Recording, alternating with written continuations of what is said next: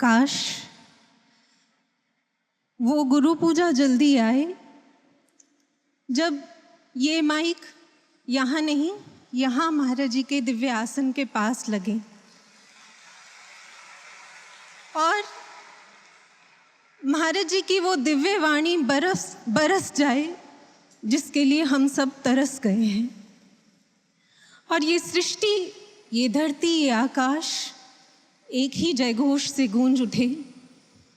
युग दृष्टा युग सृष्टा गुरुदेव श्री आशुतोष महाराज जी की जय।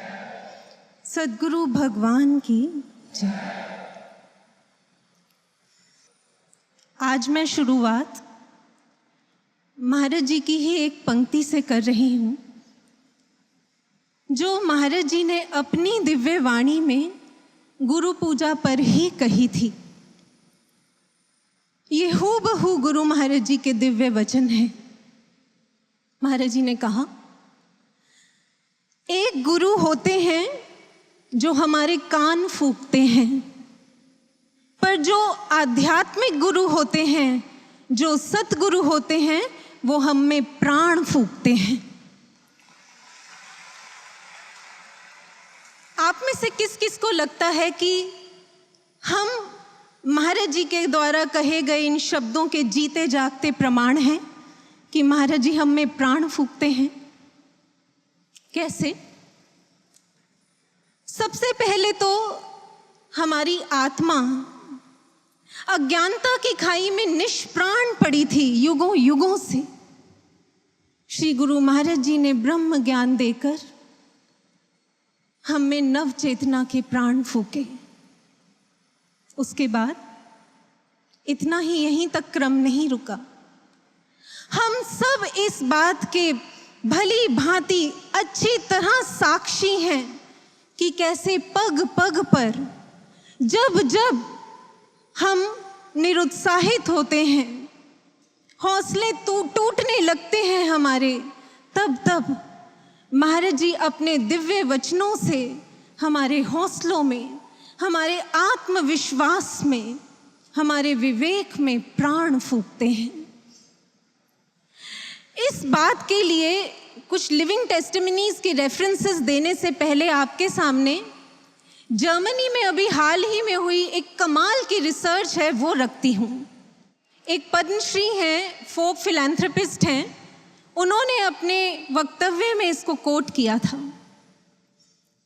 वो कहते हैं कि जर्मनी के जो साइंटिस्ट्स हैं उन्होंने ये पाया है, ये रिसर्च की है कि यदि एक व्यक्ति कोमा में है और आपकी सारी थेरेपीज, सारी मेडिसिन्स उसकी चेतना लौटाने में फेल हो चुकी हैं, तो उन साइंटिस्ट्स का ऐसा कहना है कि आप पता कीजिए कि उस व्यक्ति की मातृभाषा क्या है और फिर उसके कान में उस मातृभाषा का उच्चारण कीजिए।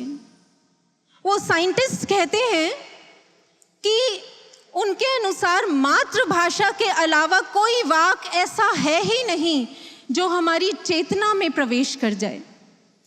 और उन साइंटिस्ट का कहना है कि अगर 1% भी उस व्यक्ति की चेतना में लौटने की संभावना होगी तो वो मातृभाषा का उच्चारण सुनकर चेतना में वापस लौट आएगा। लेकिन अगर इससे भी नहीं आया तो वो दावे से कहते हैं कि इस सृष्टि की कोई औषधि, कोई तरीका उसको वापस चेतना में ला नहीं सकता।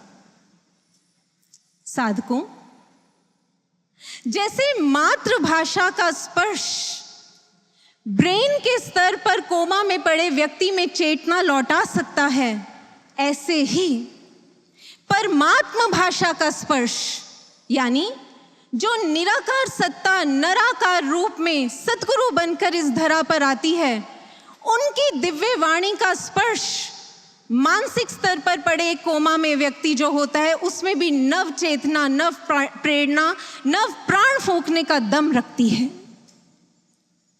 और इस कॉन्टेक्स्ट में कि कैसे महाराज जी के दिव्य वचन, महाराज जी की दिव्य वाणी हम में प्राण फूंकती है, आपके सामने कुछ प्रैक्टिकल प्रूफ्स रखती हूँ। ये प्रमाणित कर देंगे हमें कि जब जब महाराज जी ने दिव्य वचन हमें कहे हैं तो वो हमारे अंदर एक ऐसा हाई वोल्टेज नव स्पंदन पैदा करते हैं हमारी चेतना में कि हमारे अंदर की सारी वीकनेस, सारी डेडनेस पल भर में ध्वस्त हो जाती है और हम अपने आप को चेतना के एक नवीन, एक ऊंचे स्तर पर खड़ा पाते हैं। एक बार दिव्यधाम आश्रम में यहाँ एक सज्जन आए थे। वो एक सोशल ऑर्गेनाइजेशन के अध्यक्ष थे। उन्हीं दिनों निर्भया केस हुआ था जिसने सारे समाज को व्यथित किया था और वो सज्जन भी मानव के ऐसे पतन में गिरते जो उसकी स्थिति है उसको देखकर बहुत पीड़ित थे। महाराज जी और उन सज्जन के बीच में क्या वार्तालाप हुआ, मैं उस दृश्य को आपके सामने एज इट इज रखती हूं क्योंकि मैं उस समय वहीं थी। वो सज्जन कहते हैं, महाराज जी, जिस दिन ये निर्भया केस हुआ उस दिन मेरी ऑर्गेनाइजेशन में बहुत से मेंबर्स आए हुए थे और हमें डिस्कशन करनी थी। लेकिन कहते हैं कि महाराज जी, मैं इस केस को सुनकर इतना पीड़ित था, इतना दुखी था कि मैं सबके सामने जाकर खड़ा हो गया। मैंने जलती हुई एक कैंडल अपने हाथ में ली और उसे यूं गर्दन से पकड़कर उसे मोड़ दिया और कहते हैं, महाराज जी, मैंने कहा यही किया है हमने उस बच्ची के साथ। जैसे ये मोमबत्ती टूट भी गई और बुझ भी गई, ये समाज ने किया है उस बच्ची के साथ। और फिर वो बोले, महाराज जी, तब मैं सोशल ऑर्गेनाइजेशन का अध्यक्ष जो कितनी सोशल एक्टिविटीज में इन्वॉल्व है, तब मैंने यूं हाथ से एक बड़ा सा क्रॉस बनाते हुए कहा था कि जिस समाज में पाशविकता इस हद तक घुल चुकी है, ऐसे समाज को बदलना इट इज इम्पॉसिबल। इम्पॉसिबल ही नहीं, नेक्स्ट टू इम्पॉसिबल कि ऐसा समाज कभी संवारा जा सकता है। महाराज जी गंभीर थे, लेकिन महाराज जी ने गंभीर पर बुलंद स्वर में महाराज जी उनसे कहते हैं, महाराज जी ने कहा, संवारा जा सकता है। महाराज जी बोले, आपने कबीर दास जी की ये वाणी सुनी है जो गुरुबाणी में दर्ज है? वो बाणी सुनाई महाराज जी ने। हर है खांड रेत में बिखरी, हाथी चुनी न जाई, कहे कबीर गुर भली भुजाई, कीटी होए के खाई। महाराज जी ने पूछा, मतलब समझे आप? उन्होंने ना में सिर हिलाया। महाराज जी ने मतलब समझाया। महाराज जी कहते हैं, आप खांड और रेत को आपस में मिक्स कर दीजिए। अब अगर हाथी अपनी सूंड से खांड को रेत से अलग करना चाहे तो क्या ऐसा करना पॉसिबल है? उन सज्जन ने कहा, नहीं महाराज जी। महाराज जी ने कहा, लेकिन अगर यही कार्य एक चींटी को सौंपा जाए तो बोले, महाराज जी, चींटी तो खांड को रेत से अलग कर देगी, इट इज पॉसिबल। महाराज जी ने कहा, बिल्कुल इसी तरह ये जो मन है, इंसान का मन बुराइयों में, व्यसनों में आज बुरी तरह घुल मिल चुका है। हाथी जो है वो स्थूल का प्रतीक है, यानी ऐसे मन को आप स्थूल तरीकों से, बुराइयों से अलग कर ही नहीं सकते। लेकिन जो चींटी है वो सूक्ष्म का प्रतीक है। सूक्ष्म यानी सटल। महाराज जी कहते हैं, आपको एक सटल टेक्निक चाहिए। जैसे चींटी खांड को रेत से अलग कर सकती है, इसी तरह एक सूक्ष्म तकनीक, ब्रह्म ज्ञान की वो सुप्रीम टेक्निक ही इस मन को पाशविकता से अलग कर सकती है। और आज दिव्य ज्योति जागृति संस्थान यही कार्य कर रहा है। महाराज जी ने इतनी सटीक एनालॉजी उन सज्जन को दी थी कि उनके मुंह से बरबस निकल गया। महाराज जी, कितनी लॉजिकल बात है। Now it seems it is possible. Maharaj ji हल्का सा मुस्कुराए और फिर महाराज जी ने उन्हीं की तरह यूं हाथ से क्रॉस बनाते हुए कहा, इसलिए इस क्रॉस को लगाने के नहीं, हटाने की जरूरत है। कहां से? महाराज जी बोले, एक्सटर्नल शब्द में से यदि क्रॉस को यानी एक्स को हटा दें तो क्या बनता है? वो सज्जन थोड़ा सोचते हुए बोले, महाराज जी अगर एक्सटर्नल में से एक्स को हटा दें तो इटर्नल बनता है। महाराज जी कहते हैं मतलब एक्सटर्नल तरीकों से आप इस समाज को नहीं सुधार सकते, इसके लिए तो केवल इटर्नल टेक्निक, ब्रह्म ज्ञान की सुप्रीम टेक्निक ही कारगर है। उसके बाद जानते हैं क्या हुआ? मैं एक भी चीज अपनी तरफ से ऐड नहीं कर रही।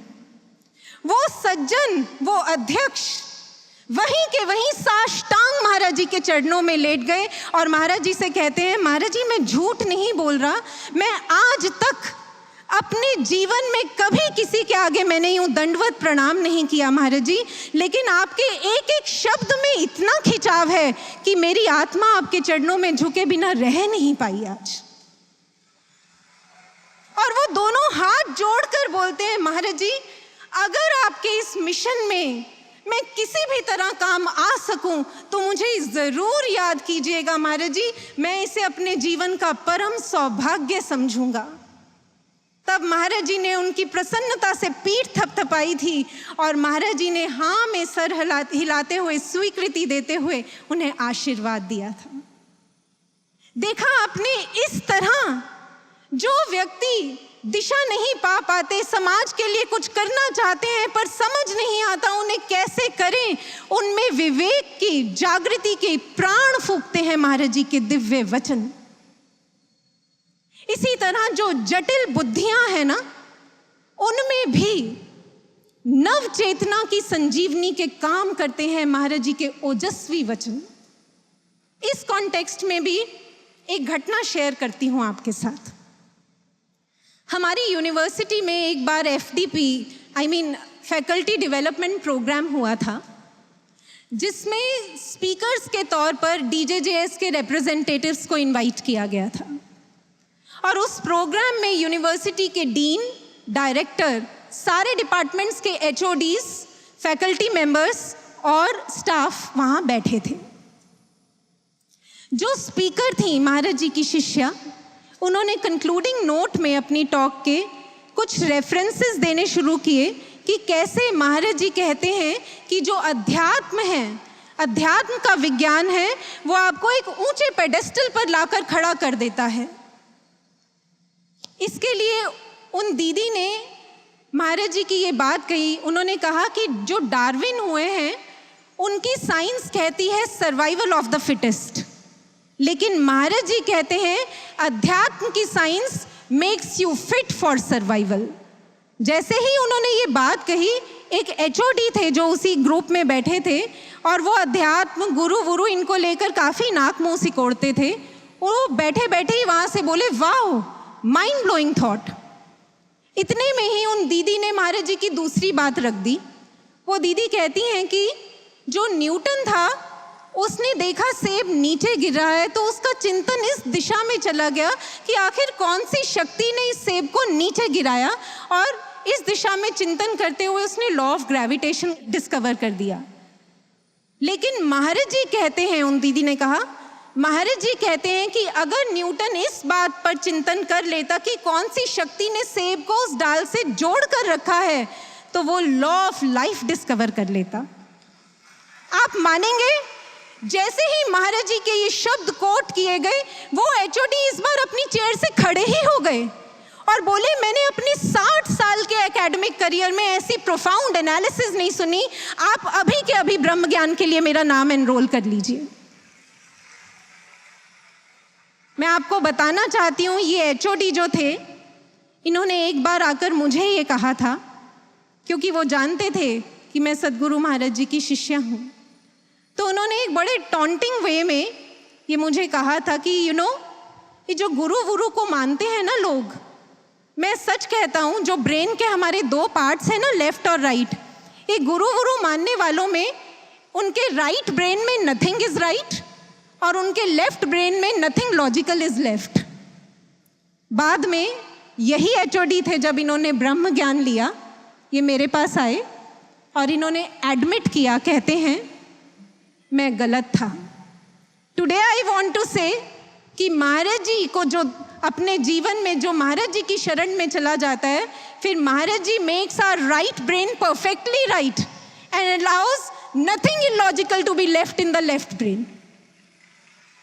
और फिर उन्होंने कहा कि मैं आज कहता हूं कि महाराज जी का ब्रह्म ज्ञान हमें वाइज बनाता है और लाइफ में राइज कराता है। साधकों, ऐसे भरते हैं हम में विवेक, हमारे विवेक में प्राण महाराज जी के दिव्य वचन।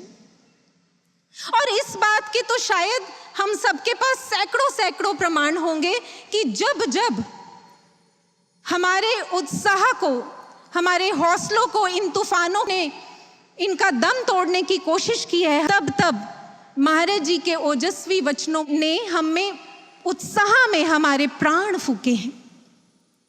एक बार एक परिवार यहाँ महाराज जी के दर्शन करने आए, ब्रह्मज्ञानी फैमिली थी। उनमें जो माँ थी वो अपनी बेटी के लिए बोली, महाराज जी हमारे घर में जो बड़े बुजुर्ग हैं ना, उन्होंने ब्रह्म ज्ञान नहीं लिया और वो ये ज्योतिष विद्या, हस्तरेखाओं की विद्या, इसमें बड़ा विश्वास रखते हैं। और महाराज जी उन्होंने इसकी भी हाथ दिखाया था एक ज्योतिषी को। तो वो ज्योतिषी बोलता है महाराज जी कि इसके हाथ में तो सफलता की कोई रेखा ही नहीं है।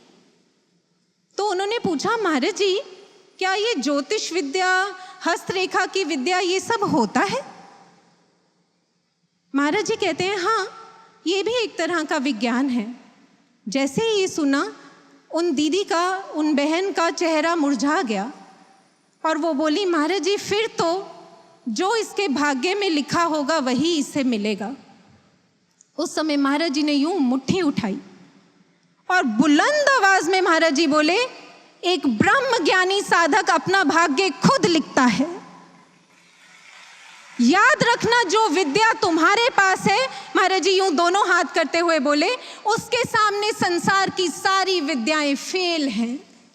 और महाराज जी फिर बोले, जाकर कह देना उस ज्योतिषी से कि हमारे गुरु ने हमारी सारी हाथ की रेखाएं बदल दी हैं। साधकों, कितने ही प्रमाण हम ले आए आपके सामने, ये कम ही पड़ेंगे। सच में महाराज जी हमारी हस्तरेखाओं को बदल दिया करते हैं। आपने पिग्मेलियन इफेक्ट के बारे में सुना होगा। पिग्मेलियन इफेक्ट एक साइकोलॉजिकल फिनोमिनन है। ये कहता है, your high expectations from someone can help him improve his performance. यानी अगर आप किसी से ऊंची आशाएं रखते हैं तो आपकी उस व्यक्ति के प्रति जो ऊंची आशाएं हैं वो उसमें मोटिवेशन तो भर सकती है, लेकिन आप उन आशाओं को पूरा करने का सामर्थ्य उस व्यक्ति में नहीं भर सकते। पर सद्गुरु भगवान भर सकते हैं और महाराज जी आज ऐसा कर रहे हैं। श्री औरोबिंदो का मैंने एक कोट एक जगह पढ़ा है। वो कहते हैं कि एक साधारण से शब्द में भी पावर होती है, शक्ति होती है। लेकिन यदि ये शब्द साधारण ना रहकर ब्रह्म की वाणी बन जाए तो फिर उसमें ऐसा अद्भुत सामर्थ्य होता है कि वो असंभव कार्य को भी संभव करने का दम रखता है। इस कॉन्टेक्स्ट में एक बड़े कमाल का, एक मार्के का उदाहरण हमें अंगुलीमाल के जीवन से मिलता है। महात्मा बुद्ध की शरण में आने के बाद अंगुलीमाल एक बार कहीं जा रहा था। उसने देखा एक जगह पेड़ के नीचे एक स्त्री भयंकर प्रसव पीड़ा से जूझ रही थी। शिशु का जन्म हो नहीं पा रहा था और ऐसा लगता था कि जैसे वो पीड़ा उस स्त्री के प्राण ले डालेगी।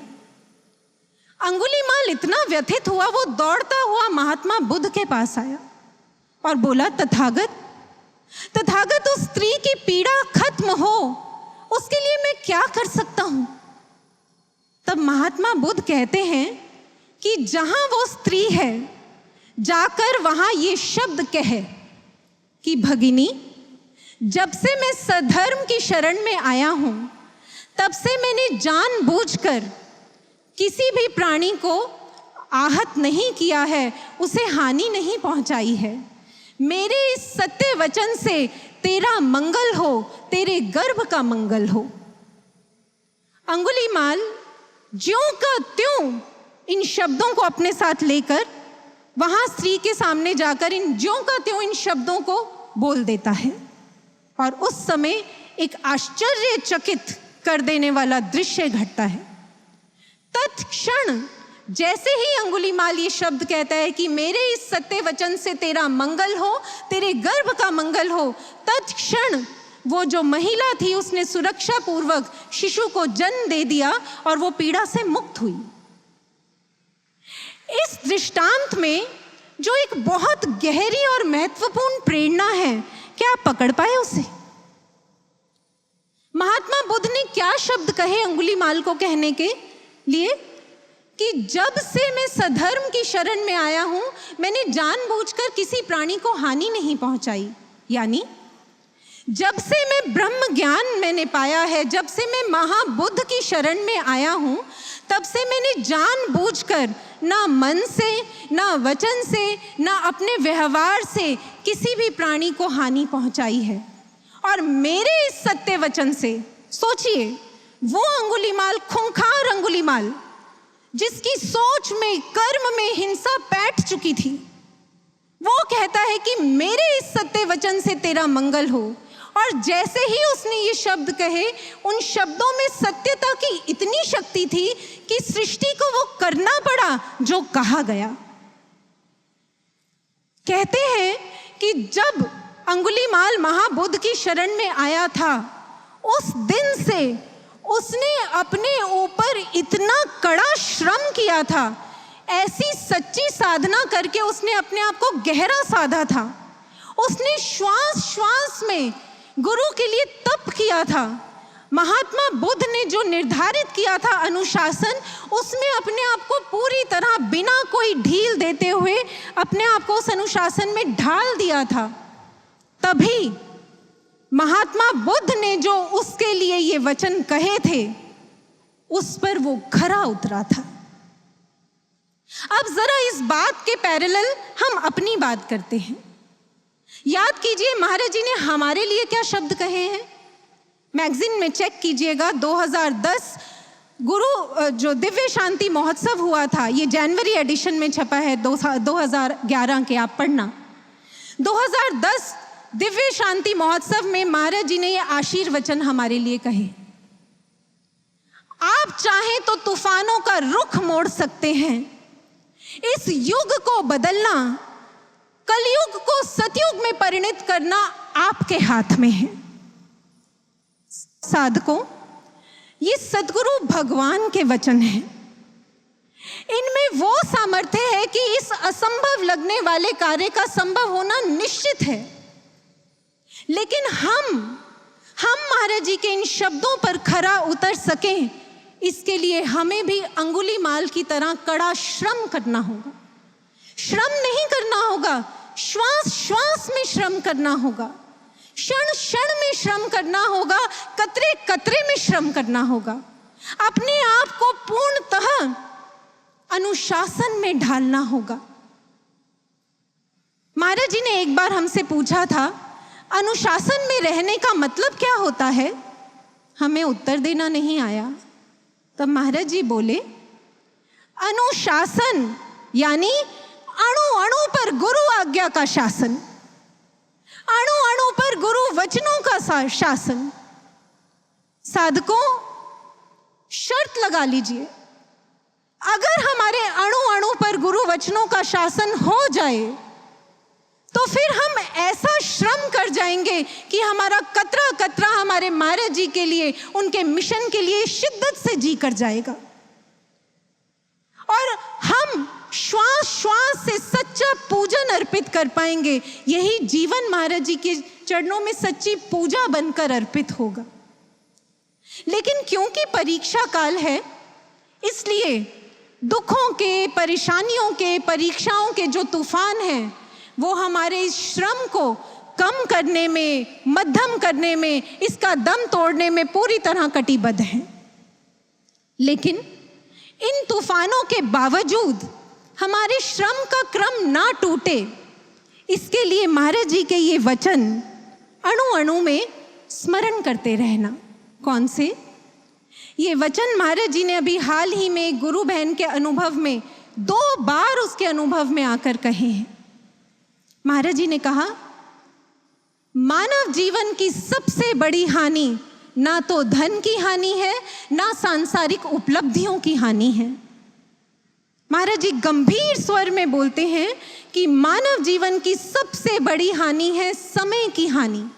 और फिर महाराज जी उस गुरु बहन को कहते हैं, सबको बता देना, समय की हानि का पश्चाताप। नोट कर लीजिए इन वर्ड्स को। महाराज जी कहते हैं, सबको बता देना, समय की हानि का पश्चाताप मृत्यु से भी अधिक कष्टदायी होता है। महाराज जी के इन वचनों की गहराई समझना चाहते हैं? आज से बहुत समय पहले पीतमपुरा भवन के हॉल में महाराज जी ने एक दृष्टांत सुनाया था। महाराज जी कहते हैं, तुम्हें पता है जिस समय ईसा मसीह को सूली पर चढ़ाया गया था, उस समय उनके साथ 2 चोरों को भी सूली पर टांगा गया था। तब उनमें से एक चोर वो ईसा मसीह की तरफ देखते हुए अपने मन में सोचता है, इसका जीवन भी क्या जीवन है, सारी उम्र नेकियां करता रहा, पर मिला क्या, सजा हमारी तरह ही भुगत रहा है। इससे तो हमें देखो, हमने इस दुनिया के सारे ऐशो आराम भोगे हैं, हम तो बड़े मजे में रहे, हम तो बहुत फायदे में रहे। और ये सोचकर वो जोर से एक अट्टहास करता है। वहीं जो दूसरा चोर था, उसके मन में क्या चल रहा होता है, वो जब जीसस को, ईसा मसीह को देखता है तो उसके मन में आता है उन विभूति के लिए, कहता है, आज पीड़ा और कष्ट तो हमें भी इसके जैसा मिल रहा है, लेकिन काश हमारा नाम भी इसके बंदों में शामिल होता, क्योंकि आज ये मरकर भी नहीं मरेगा और हमें 7वें नरक में भी स्थान नहीं मिलेगा। और जैसे ही उसके अंदर ये विचार उस महान विभूति के लिए आया, महाराज जी ने कहा, उसको वो फल प्राप्त हुआ जो ऋषियों, मुनियों, तपस्वियों को हजारों हजारों साल की तपस्या के बाद भी नहीं मिलता। सिर्फ एक विचार कि काश मेरा नाम इसके बंदों में शामिल होता। साधकों, सतगुरु तो अपनी कृपा करने में कोई कमी करते नहीं, उसको तो वो गति मिली, लेकिन जरा उस चोर की उस समय, जिस समय उसके प्राण जाने वाले थे, उस समय जरा उसके अंदर की स्थिति को अगर हम सोच कर देखें, मृत्यु के कष्ट से अधिक उसको ये अफसोस सालता रहा कि मैं इसके बंदों में शामिल नहीं हो सका, और वो इस अफसोस को लेकर तड़प तड़प के मर गया। लेकिन वो कुछ कर नहीं सकता था, क्योंकि समय उसके हाथ से निकल गया था। इसलिए महाराज जी ने कहा कि समय की हानि का जो कष्ट होता है, जो पश्चाताप का कष्ट होता है, वो मृत्यु से भी अधिक पीड़ादायी होता है। क्यों पीड़ादायी होता है? क्योंकि ये जो समय की हानि है, अगर हमारे हाथ से ये समय चला गया तो साधकों, सिर्फ समय नहीं जाएगा, समय के साथ साथ हमारा बहुत कुछ चला जाएगा। कितना जाएगा उसका अनुमान लगाना तो संभव नहीं है, पर मेजरली 2 लॉसेस आपके सामने मेंशन करती हूं कि अगर ये समय हमारे हाथ से चला गया, समय की हानि हो गई, तो हमारी कैसी हानि होगी। 2 लॉसेस रखती हूं आपके सामने। लॉस नंबर 1, अगर ये समय हमारे हाथ से चला गया तो फिर जिनके लिए हम जीने आए हैं इस धरती पर, जिनको पाने आए हैं इस धरती पर, ना तो उनकी शरण में आने के बावजूद हम उनको पा पाएंगे, और ना ही उनके सच्चे शिष्यों की सूची में हमारा नाम शामिल हो पाएगा। एक बार एक गुरु बहन ने अनुभव में देखा कि महाराज जी एक बड़े से हॉल में खड़े हैं, उनके सामने साधक शिष्य बैठे हैं। महाराज जी कहते हैं कि आज मैं अपने शिष्यों का चयन करूंगा। महाराज जी के हाथ में एक लिस्ट थी, उसमें कुल 14 नाम थे। महाराज जी एक स्वामी भैया को उन नाम को पढ़ने को कहते हैं और वो 14 के 14 लोगों को महाराज जी अपने पास बुला लेते हैं। लिस्ट खत्म हो जाती है। अनुभव में ही वो देखती हैं कि एक बहन ये सोचती हैं कि मुझे तो महाराज जी से जुड़े हुए 20 साल हो गए हैं, लेकिन महाराज जी ने मेरा चयन नहीं किया। मेरे बाद कितनी बाद जो लोग आए उनका महाराज जी ने चयन कर लिया। और वो यही बात अनुभव में महाराज जी से पूछती हैं कि महाराज जी मैं तो 20 साल से आपसे जुड़ी हूं, आपने मेरा चयन क्यों नहीं किया? महाराज जी कहते हैं तुम 20 साल की बात करती हो, 20 दिन का भी समर्पण नहीं है तुम्हारा। यहां अनुभव खत्म हो जाता है। और जो बहन ये अनुभव देख रही थी वो अगले दिन महाराज जी के दर्शन करने आती हैं और महाराज जी से पूछती हैं कि महाराज जी आपकी दृष्टि में समर्पण क्या है? महाराज जी कहते हैं जिन घड़ियों में आपके गुरु का चिंतन बसता है, जिन घड़ियों में आप अपने गुरु से जुड़े होते हैं, हमारी दृष्टि में केवल वो घड़ियां ही समर्पण में काउंट होती हैं। इस हिसाब से जरा नुकसान का अंदाजा लगा लीजिए कि ऑलरेडी हम अपना कितना नुकसान कर चुके हैं। आज तक तो हम सत्संग में ये सुनते आए थे कि हमारी असली उम्र तब से शुरू होती है जब से हमने ज्ञान लिया है, लेकिन समय के साथ क्राइटेरिया बदल गया है। महाराज जी की दृष्टि में हमारे वो सांसें जीवन में सार्थक काउंट हैं, या लगा लीजिए हमारा उतना ही जीवन काउंट किया जाएगा जितनी सांसों में हम महाराज जी से जुड़े। क्योंकि जिन घड़ियों में विस्मरण रहा वो तो विष और मरण समान ही मानी जाएंगी। ये पहला लॉस कि ना महाराज जी की शरण में आने के बाद उनके बन पाएंगे, ना उनके सच्चे शिष्य कहला पाएंगे। लॉस नंबर 2, जहां महाराज जी हमें अपने संग लेकर जाना चाहते हैं हम वहां भी नहीं जा पाएंगे। एक बार रामानुजाचार्य अपने शिष्यों के साथ एक यात्रा पर निकले। मार्ग में नदी के किनारे सबने विश्राम करने का निर्णय लिया। तब सबको भोजन वितरित करने से पहले शिष्यों ने रामानुजाचार्य जी को भोग के लिए भोजन अर्पित किया। लेकिन भोग के पश्चात रामानुजाचार्य जी ने वो भोजन वापस शिष्यों को नहीं दिया, उसे नदी में डाल दिया। उसी समय एक मछली आई, उसने उस भोजन को ग्रहण कर लिया और जैसे ही उस भोजन को खाया एक बहुत अचंभित कर देने वाला दृश्य सामने दिखा। उन सब शिष्यों की आंखों के सामने घटा। वो मछली जैसे ही उसके मुख में वो प्रसाद, महाप्रसाद गया, वो एक देव के रूप में परिवर्तित हो गई और बैकुंठ की तरफ उसका प्रस्थान हो गया। वो शिष्य अवाक खड़े रह गए। उन्होंने रामानुजाचार्य जी की ओर देखा और कहा, आचार्य वो मछली कहाँ गई?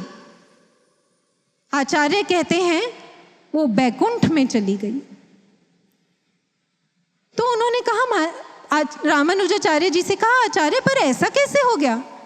रामानुजाचार्य जी कहते हैं क्योंकि उसने हमारे दिए हुए प्रसाद को ग्रहण किया था। वो शिष्य हैरानी से कहते हैं, आचार्यवर हमने तो कितनी कितनी बार आपका महाप्रसाद ग्रहण किया है, हमारे साथ तो ऐसा कभी नहीं हुआ। रामानुजाचार्य जी कहते हैं क्योंकि तुमने कभी उसे वैसे ग्रहण किया ही नहीं जैसे हमने तुम्हें जब कुछ दिया है। जब जब हमने तुम्हें कुछ दिया है, हमने तुम्हें अपने कुछ वचन कहे हैं, तुमने उन वचनों में अपनी महत्वाकांक्षाएं, अपनी सोच, अपनी इच्छाएं, अपनी धारणाएं, अपनी मान्यताएं मिलाकर उसको लिया है। इसलिए तुम वहां कभी जा ही नहीं पाए जहां हम तुम्हें ले जाना चाहते हैं। शायद हम सबके साथ भी ऐसा ही है।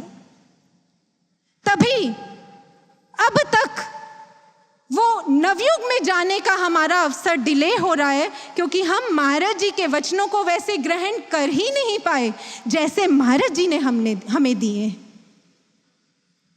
इन दोनों लॉसेस का मतलब समझते हैं? अगर जिनको पाने आए हैं उनको पा नहीं सके, जिनके लिए जीने आए हैं पूर्ण समर्पण करके उनके लिए जी नहीं सके, जिनके संग जो हमें अपने संग जहां ले जाना चाहते हैं उनके संग हम जा भी नहीं सके, ऐसा जीवन जीकर करेंगे क्या? हम जी पाएंगे क्या? पल पल मृत्यु से भी बदतर जीवन होगा, पश्चाताप की अग्नि में जूझते रहेंगे हम। साधकों, ऐसी हानि हमारे जीवन में ना हो। आज महाराज जी के आगे दोनों हाथ जोड़कर महाराज जी से कहते हैं कि महाराज जी हमें विवेक दें, सद्बुद्धि दें कि हम अपने समय की हानि, ये जो अवसर हमारे हाथ में है, इसे खो ना बैठें। ऐसा पुरुषार्थ करें कि हमारे श्रम का क्रम अब कभी ना टूटे। अणु अणु से, कतरे कतरे से महाराज जी हम आपके लिए जी जाएं। साधकों, कतरे कतरे से ऐसा श्रम करें अब हम कि कोई कमी ना रहे। ऐसा श्रम, जब स्वनिर्माण के लिए हमें श्रम करना हो तो कैसा श्रम करें हम? महात्मा बुद्ध के महाकश्यप के जैसा। महाकश्यप को यह लगता था कि वो अच्छे वक्ता नहीं है, इसलिए वो दूसरों को सत्संग सुनाने में बहुत हेजिटेट करते थे, सुनाते ही नहीं थे। लेकिन उनके मन में बार बार आता था कि मेरे जीवन का तो परम लक्ष्य ही मेरे भगवान बुद्ध का संदेश जन जन तक देना है, तो अगर मैं ये संदेश ही नहीं प्रचार इसका कर पाया तो मेरे जीवन का क्या होगा? और बोल वो पाते नहीं थे। तो क्या हुआ? क्या अवसाद की गहराई में डूब गए? श्रम करना छोड़ दिया ये सोचकर कि मैं कुछ कर नहीं सकता, मैं किसी लायक नहीं? नहीं, उन्होंने, महाकश्यप ने ये सोचा कि अगर वाणी से बोलकर अपने महाबुद्ध के प्रचार में सहयोग नहीं दे सकता तो महात्मा बुद्ध के अनुशासन में अपने आप को ढालकर अपने आचरण से मूक भाषा में प्रचार करूंगा। और कहते हैं कि महाकश्यप ने उस समय ऐसा दृढ़ संकल्प धारण किया, ऐसी तप की, उसने एक मुहिम छेड़ दी, शंखनाद कर दिया, दिन रात अपने आप को कड़े श्रम में झोंक दिया। साधना, सुमिरन, महाबुद्ध का जो अनुशासन था, पोर पोर से अपने आप को उसमें ढाल दिया। और कहते हैं कि वो ऐसा शिष्य बनकर उभरा कि जिसने महात्मा बुद्ध के धर्म प्रचार में ऐसा कमाल का सहयोग दिया कि उसको तप की श्रेणी में अग्रणी स्थान मिला। और आप अगर आज इंटरनेट पर महाकश्यप की इंट्रोडक्शन देखेंगे तो उनकी इंट्रोडक्शन में लिखा आता है, महात्मा बुद्ध के सभी शिष्यों में ही इज फॉरमोस्ट इन तपस्या, एसेटिसिज्म, ये तपस्या में सबसे आगे ये शिष्य निकला महात्मा बुद्ध का, जिसने महात्मा बुद्ध के लिए अपने आप को ऐसा तपाया कि उनके धर्म कार्य में सबसे अधिक सहयोग दे गया। ये तो हुआ स्वनिर्माण के लिए हमें कैसा श्रम करना चाहिए। और अगर विश्व कल्याण के लिए श्रम की बात करें तो फिर कतरे कतरे से हम महाराज जी के मिशन के लिए ऐसे जी जाएं कि फिर हम महाराज जी की दिव्य लीलाओं के क्या बन जाएं? क्या बन जाएं? एक बार एक गुरु बहन के अनुभव में वो महाराज जी से अपने अनुभव में कहती हैं कि महाराज जी, कितना बड़ा सौभाग्य है हमारा कि हम आपकी दिव्य लीलाओं के साक्षी बने हैं। वो कहती हैं कि महाराज जी, हमने उस घड़ी को भी देखा है जब आपने समाधि धारण की, और हम जल्द ही उस घड़ी के भी साक्षी बनेंगे जब आप समाधि से वापस लौट आएंगे। तब महाराज जी कहते हैं, नहीं, तुम साक्षी नहीं हो, तुम सब मेरे साथी हो, क्योंकि साक्षी तो ये संसार बनेगा जो मेरी दिव्य लीलाओं को देखता भर रहेगा। तुम तो मेरे सहयोगी हो जो मेरी दिव्य लीलाओं में पूर्ण रूप से अपना दायित्व निभा कर जाएंगे। इसलिए ऐसा श्रम करें हम कि हम महाराज जी के दिव्य लीलाओं के साक्षी नहीं, साथी बन कर जाएं। अंत में श्रम के क्रम को कभी ना टूटने दें हम। महाराज जी के तीन शब्द हैं जो महाराज जी ने हमसे कई कई बार कहे हैं, उनके विषय में कहकर अपनी वाणी को विराम दूंगी। और वो तीन शब्द क्या हैं? छा जाना है। महाराज जी ने कितनी बार कहा है कि जन जन तक, विश्व के कोने कोने तक ब्रह्म ज्ञान देकर छा जाना है। ऐसा छा जाना है कि कोई भी व्यक्ति इस ज्ञान से अछूता ना रह जाए। ऐसा बिगुल बजा देना है इस ज्ञान का कि ये धरती जीती जागती स्वर्ग बन जाए। और इस संदर्भ में चलते चलते एक बहुत सुंदर सा एक दृष्टांत रखते जाती हूँ। सच्ची घटना है, बहुत प्यारी है, हमारे श्रम को करने में बहुत अच्छी प्रेरणा देगी। एक महाराज जी के साधक शिष्य हैं जो भारत में नहीं रहते और महाराज जी के दर्शन करने भारत कभी आए भी नहीं, क्योंकि महाराज जी ने समाधि में जाने से पहले उन्हें कहा था कि जब हम बुलाएंगे तब आना। इसलिए वो इंतज़ाररत हैं। लेकिन इस इंतज़ार में भी क्या करते हैं, ये बात उन्होंने हमें खुद बताई थी। कहते हैं कि उनकी एक बार एक मीटिंग थी जिसमें पूरे वर्ल्ड से डेलीगेट्स आए थे। उस मीटिंग का जब एंड हुआ तो सब लोग अपने विजिटिंग कार्ड्स एक्सचेंज कर रहे थे। तो जैसे ही इन साधक शिष्य की अपने हाथ में जो सबसे ऊपर विजिटिंग कार्ड था, उस पर बाई चांस उनकी दृष्टि चली गई और उस पर एक वर्ड लिखा था एड्रेस में पीतमपुरा। ओहो, पीतमपुरा वर्ड पढ़ते ही कहते हैं कि जैसे मुझ में करंट दौड़ गया। वो खुद बताते हैं, कहते हैं कि मैं दौड़ा और दौड़ते दौड़ते उस व्यक्ति के पास गया जिसने वो विजिटिंग कार्ड मुझे दिया था। और कहते हैं मैंने उसके कंधे पर हाथ रख के कहा, hey Pitampura, you know who lives here? God lives here. और कहते हैं कि मैंने उसे कहा, ये भगवान जो है तुम्हें तुम्हारे अंदर बैठा भगवान दिखा सकते हैं, इसलिए जाओ इन भगवान की शरण में जाकर अपने अंदर वाले भगवान का दर्शन करो और इस सारे संसार को बता दो इस धरा पर इस युग का भगवान आया है।